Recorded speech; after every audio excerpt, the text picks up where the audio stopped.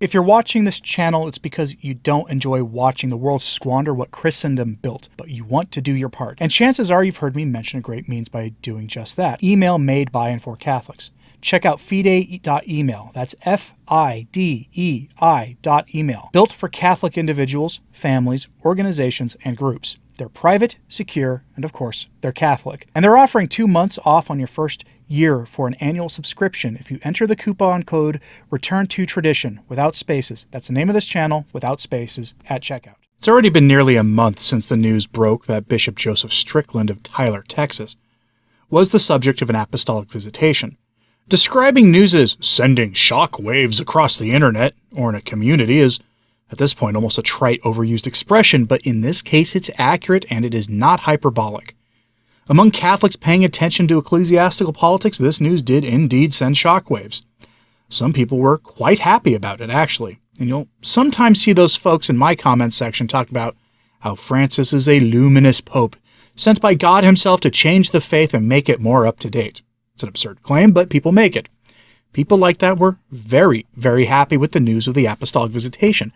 Most members of my audience, however, were heartbroken over the news, and for obvious reasons. At the very least, Bishop Strickland is one of the better bishops. The news, though, didn't exactly surprise anyone either. It was only a matter of time before he earned the ire of apostate Rome. But Bishop Strickland has since spoken about the apostolic visitation, and it's worth going over what he had to say on the matter because it does confirm that at the very least, he thinks Rome may try to remove him from his diocese and probably leave him without a job, like we saw with Bishop Fernandez in Puerto Rico, or more recently with Archbishop Gonswein, the former secretary to Benedict XVI, who now has no job at all in the church. Just quickly, though, as an aside, if you don't know what an apostolic visitation is, it's basically an audit of a diocese, a religious order, a seminary, or other officially sanctioned institution of the church. And it's conducted by representatives from the Vatican. It's never a positive thing, regardless of how it's spun by the media or by the parties involved.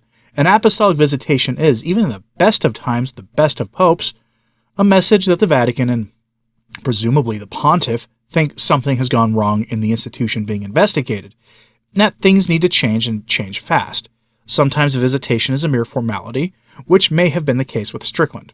But Bishop Strickland made his statements in a recent episode of his radio show and then was picked up by Catholic media on Friday. And you've probably heard almost nothing about this unless you've read these articles I'm going to go over because the radio episode hasn't aired yet. The weekend is the worst time for news stories to break, unfortunately, and that's why I'm bringing this to you today, bright and early in the new week. And that's why this episode of Bishop Strickland's radio show will air on the radio officially this week. We turn to Pillar Catholic for this one. Headline: Bishop Strickland, they won't stop me.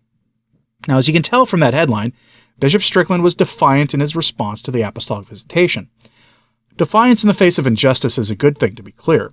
Some who think Francis is merely a bad administrator or merely a bad pope won't like that tone and that language, but we're dealing with something worse than a pope who is merely bad at his job. And I guarantee that Bishop Strickland has figured that out.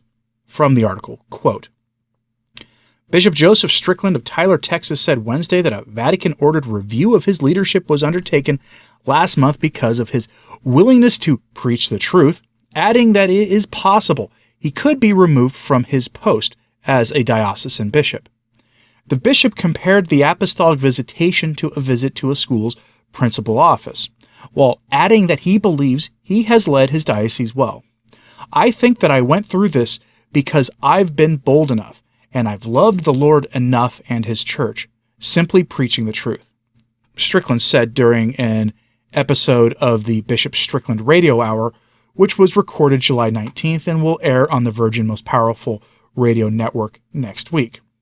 Speaking with Terry Barber, the co-host of Strickland's weekly radio show, the bishop said that while an apostolic visitation was conducted last month very quietly, it subsequently made the news and people were aware of it.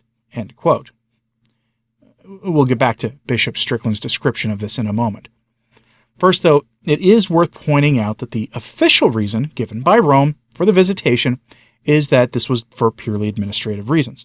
Not that I believe them, obviously, but Rome has said that this happened because of administrative concerns, meaning how Bishop Strickland handled personnel issues, including what Rome characterized as an unusually high turnover rate in his fundraising office, among other human resources-related issues.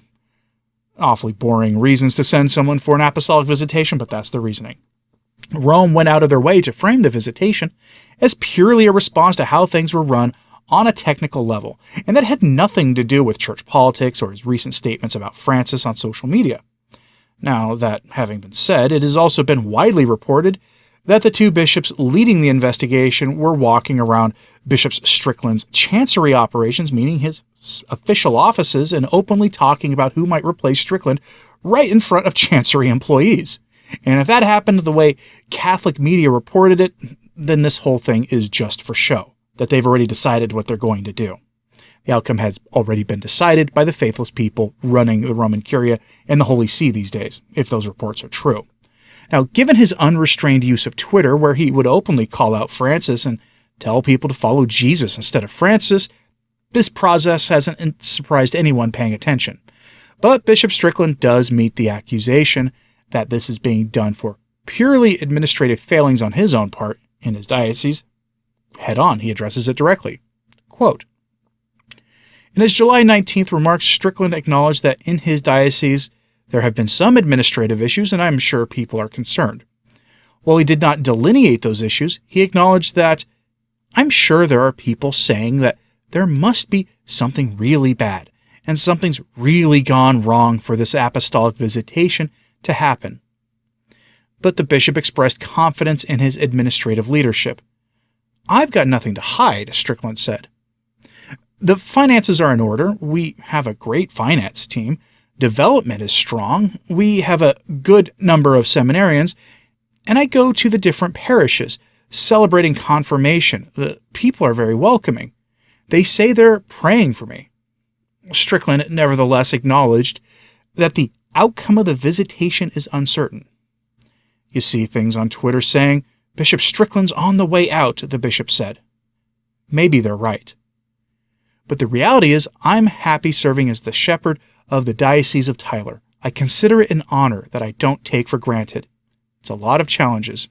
I have made mistakes, but the goodness of the people and the grace of God have allowed us to do some really good things.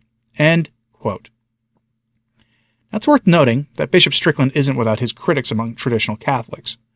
Some have pointed out that Strickland was a, well, shall we say, vocal supporter of Amoris Laetitia, calling it on his official website, quote, a beautiful teaching from our Holy Father Francis on the splendor of Christian marriage and the family. Elsewhere, he was also quoted as saying, Amoris Laetitia recalls the essential aspects of the Church's teaching on marriage and the family, which are based on divine revelation found in sacred scripture and sacred tradition. End quote. Those statements on Amoris Laetitia have never been retracted by the bishop, and he's been asked to retract them, and honestly, they are erroneous. Amoris Laetitia was the moment for many Catholics that made many of us realize that Francis was something worse than just a bad pope who sometimes said things thoughtlessly and sloppily in public. Amoris Laetitia is a document that has to be resisted by every faithful Catholic. But I'm not going to give Bishop Strickland's critics here the final word. He often gets accused of essentially trying to become the latest traditional or conservative Catholic internet celebrity, which is, frankly, a disgusting accusation to make against him. The bishop himself rejects that accusation and says that the visitation is like everything else about the truth of the faith. Quote, really, it isn't about me, but it's about the truth of our faith. I'm a sinner. I make mistakes. But the diocese is really in good shape, not because of me, but by the grace of God and the goodness of the people, he said. I love being a priest, and I am a very imperfect priest. I mean, there are many more talented priests and bishops than I am.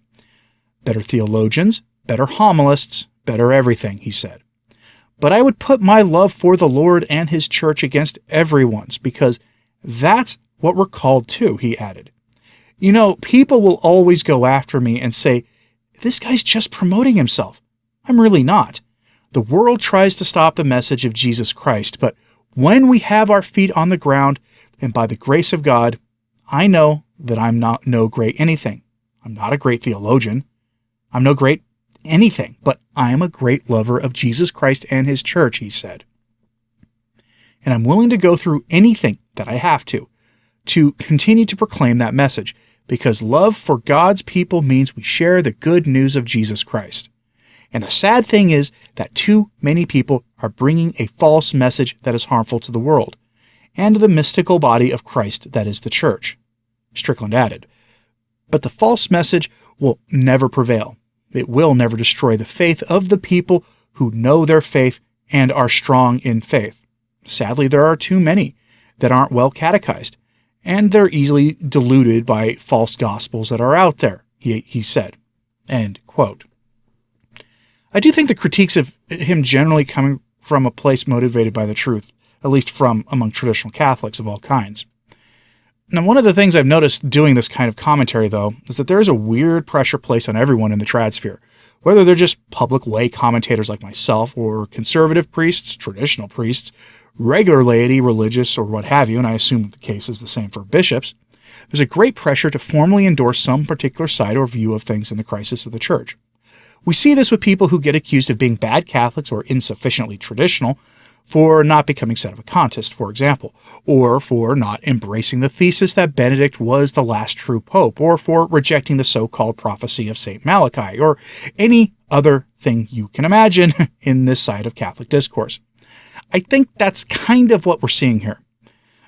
We can acknowledge that Bishop Strickland has a position on Amoris Laetitia that isn't exactly great, while also recognizing that he is, in fact, one of the better bishops, and he should be supported in his resistance to the Bergoglians in Rome.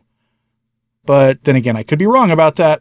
I could be just engaging in some pie-in-the-sky, unite the clans kind of talk with that. So let me know what you think about this in the comments, please, and like and subscribe if you haven't. It does help. So to sharing this on social media, that helps a lot too. As always, pray for the church, and keep Bishop Strickland in your prayers, please. I'm Anthony Stine. Ave Maria.